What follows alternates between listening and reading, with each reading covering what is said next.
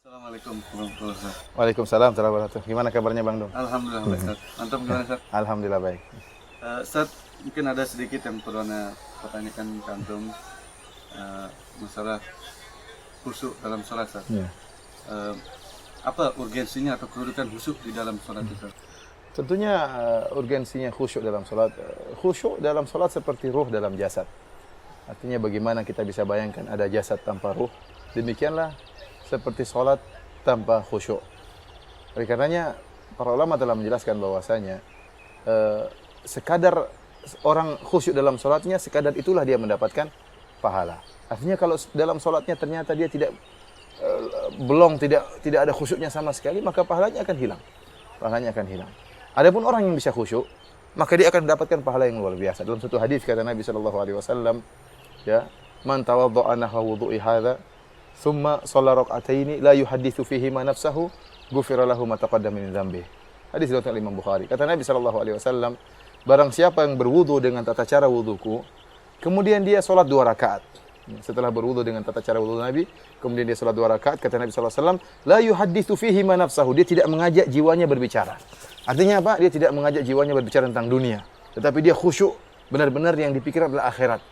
Apa ganjarannya? Kata Nabi sallallahu alaihi wasallam, ghufira lahu ma taqaddama min dzambihi, maka akan diampuni dosa-dosa yang telah lalu. Kita semua ingin diampuni dosa-dosa kita. Di antara cara untuk diampuni dosa-dosa kita ada khusyuk. 2 rakaat yang dikerjakan dengan khusyuk, ya, maka akan mengampuni dosa-dosa kita yang telah lalu. Oleh karenanya, Syekhul Islam Ibnu Taimiyah rahimahullah menyebutkan, bisa jadi 2 orang salat di saf yang sama, berdampingan, ya, akan tapi pahala di antara keduanya seperti langit dan bumi. Kenapa satunya khusyuk, satunya tidak? Oleh karena bisa jadi seorang gayanya sama, gaya salatnya sama, sunnah-sunnah yang zahir sama, tapi tatkala dalam hatinya berbeda, maka pahalanya akan berbeda di sisi Allah Subhanahu wa taala. Jadi pada intinya bisa dikatakan harus khusyuk supaya Ya, sholat kita ya itu, sempurna. ya. Nah kalau begitu, Ustaz, tolong Antum sampaikan, Ustaz, beritahu Ana bagaimana kiat-kiat atau tips-tips supaya sholat kita ini bisa khusyuk, Ustaz. Ya. Tentunya kita tahu bahwasanya khusyuk dalam sholat perkara yang sangat penting, dan seorang harus berusaha meraih kekhusyuan. Dia harus berusaha, ya, melatih dirinya agar bisa meraih kekhusyuan. Namun seperti kita ketahui, meraih kekhusyuan dalam sholat bukanlah perkara yang mudah, perkara yang perlu perjuangan. Di antara kiat-kiat yang disebut oleh para ulama adalah kita memiliki sifat ihsan tatkala kita sholat. Ihsan sebagaimana perkataan Nabi sallallahu alaihi wasallam, "Anta'budallaha ka'annaka tarah, fa illam takun tarahu fa innahu yarah." Engkau beribadah kepada Allah seakan-akan engkau melihat Allah, dan jika engkau tidak bisa melihat Allah, maka yakinlah Allah melihatmu. Seorang tatkala dia ihsan, dia merasa sedang sholat, Allah melihat dia, bukan hanya melihat, ya, perbuatannya, bukan hanya melihat gerak-gerak sholatnya, bahkan hatinya pun dilihat oleh Allah Subhanahu wa taala. Makanya Allah Subhanahu wa taala berfirman, "Wa tawakkal 'alal 'azizir rahim alladzi yaraka hina taqum wa taqallubaka fis sajidin." Ya, bertawakal engkau kepada Allah Subhanahu wa taala, alladzi yaraka hina taqum, yang melihat engkau tatkala engkau berdiri, wa taqallubaka fis sajidin, tatkala engkau sujud bersama orang yang sujud pun Allah melihat. Kita tatkala salat, kita yakin Allah melihat kita dan Allah sedang menilai kita. Alam ya'lam bi anna Allah yara, tidakkah dia mengetahui Allah sedang melihat? Bahkan Allah melihat isi hati kita. Ya, wa ma tukhfis sudur, Allah melihat apa yang disembunyikan oleh dada kita. Kita sedang dalam hati kita sedang memikirkan dunia, Allah tahu.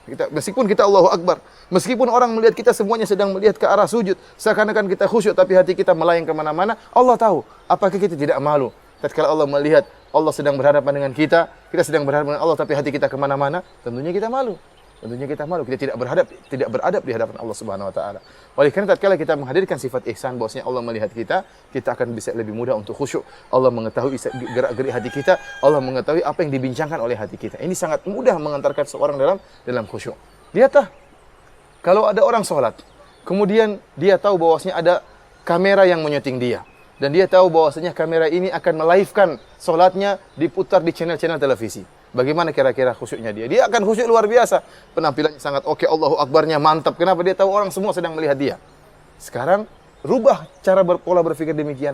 Yakinlah bahwasanya Allah sedang melihat apa yang sedang dia lakukan.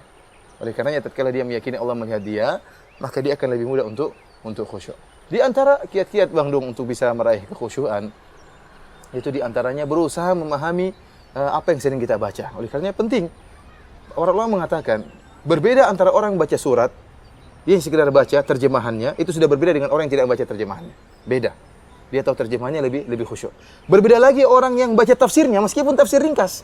Dia baca Al-Fatihah, dia baca terjemahannya sudah berbeda dengan tatkala tidak tahu terjemahannya. Berbeda lagi orang baca Al-Fatihah, baca tafsiran ringkasnya. Alhamdulillahirrahmanirrahim, Ar-Rahmanirrahim, Maliki Yaumiddin, yang mau hari pembalasan. Iya, karena dia baca tafsirannya ini akan lebih khusyuk dalam salatnya. Dia tahu apa yang dia ucapkan tatkala sedang, terutama surat yang sering dia baca atau zikir-zikir yang sering dia baca. Ya, nah, ini akan menjadikan dia lebih khusyuk dalam salatnya, mengerti apa yang dia ucapkan, karena seorang tatkala salat kata Nabi sallallahu alaihi wasallam, fa innahu yunaji rabbahu, dia sedang bermunajat, sedang berbicara dengan Allah Subhanahu wa taala, maka hendaknya dia mengerti apa yang dia ucapkan kepada Allah Subhanahu wa taala. Di antaranya Bang Dung juga yang bisa mempermudah orang untuk khusyuk, yaitu menjauhi kemaksiatan. Menjauhi kemaksiatan. Sungguhnya kemaksiatan itu memberi pengaruh dalam hati kita. Seorang yang tatkala di luar salat dia mengumbar pandangannya, dia menggibah orang lain, ya hatinya menjadi keras. Hatinya menjadi keras, dia tidak perlu dengan orang lain, menyakiti hati orang lain, bermaksiat kepada orang lain, menzalimi orang lain, maka hatinya akan menjadi keras. Bukankah setiap kita melakukan maksiat maka nukitat fi qulubina nuqtatat sauda, maka dalam hati kita diberi titik-titik hitam. Semakin banyak maksiat yang kita lakukan, semakin hitam hati kita. Dan tatkala kita ingin khusyuk, enggak mau hati kita. Ini perkara yang diantara dari apa? Dari su'mul maksiyah, dari keburukan kemaksiatan, bahwasanya hati kita berkhianat tatkala sedang kita butuhkan. Kita ingin khusyuk, hati kita enggak mau. Kita ingin merenungkan akhirat, hati kita mengajak kita memikirkan dunia. Kita ingin merenungkan surga, hati kita mengajak kita merenungkan pasar, ya. Oleh karenanya kenapa? Karena kita sudah menghitamkan hati kita dengan berbagai macam maksiat, sehingga hati kita tatkala diajak untuk khusyuk dia berkhianat dan dia tidak mau. Di antara kiat untuk jadi ini saya ingin menjelaskan bahwasanya khusyuk bukan perkara yang sepele. Tapi khusyuk itu berkaitan dengan sikap kita sehari-hari. Di bagaimana kita tatkala di luar salat, itu mempengaruhi kekhusyukan kita dalam salat. Di antara sarana yang memudahkan kita untuk khusyuk itu bersegera ke masjid, Bang Dung. Ini yang sering terkadang dilupakan oleh sebagian orang, ya. Mereka bersegera ke masjid. Bukan bersegera maksudnya terburu-buru, tergesa-gesa ke masjid. Jadi sudah di kumandangkan azan dia masih ngobrol sama temannya, gimana kabar antum, gimana? Sudah azan Mas, sebentar, imamnya lama komatnya sebentar. Jadi ngobrol-ngobrol gitu, Allahu Akbar, langsung lari, ayo cepat, terburu-buru. Sehingga apa, dia lari ke masjid cepat-cepat sampai ngos-ngosan. Bagaimana? Allahu Akbar. Gimana mau khusyuk sementara dia keringatan ngos-ngosan, apalagi begitu dia mau datang ke masjid atau imamnya sudah ruku, Allahu Akbar. Wah, dia segera buru-buru ingin mendapatkan ruku. Begitu dia ingin ruku atau imamnya sami Allahu liman hamidah. Wah, payah imam, gimana saya terlambat. Imamnya kok kurang lama. Akhirnya dia salat Allahu Akbar dalam keadaan jengkel sama dongkol sama imam. Kenapa imamnya rukunya kecepatan? Saya tidak dapat rakaat. Nah, ini karenanya berbeda dengan orang yang dia datang ke masjid, di awal masjid azan dikumandangkan, dia segera berwudu, kemudian ke masjid, sampai di masjid kemudian dia sholat 2 rakaat, kemudian kalau sempat dia baca Quran. Ini mukaddimah, persiapan melembutkan hati kita. Kemudian dia berdoa kepada Allah Subhanahu wa taala, dia sudah berbicara dengan Allah sebelum sholat. Begitu dia sholat, siap hatinya. Allahu Akbar, sudah siap hatinya untuk bisa bermunajat kepada Allah Subhanahu wa taala. Ini mungkin ya Bang Dung kiat-kiat yang menurut saya penting agar seorang bisa khusyuk dalam sholat. Dan yang perlu dia ketahui bahwasanya dia berusaha meyakini bahwasanya mungkin saja ini sholat dia yang terakhir. Mungkin saja ini sholat dia yang terakhir. Oleh karena sebagian salaf tatkala tahu akan dibunuh, mereka minta untuk sholat. Mereka ingin ibadah mereka sebelum dipanggil oleh Allah sholat. Dan kita tahu itu ibadah yang sangat mulia. Oleh karenanya kita anggap jangan-jangan ini sholat kita yang terakhir. Maka kita berusaha untuk sholat khusyuk-khusyuknya.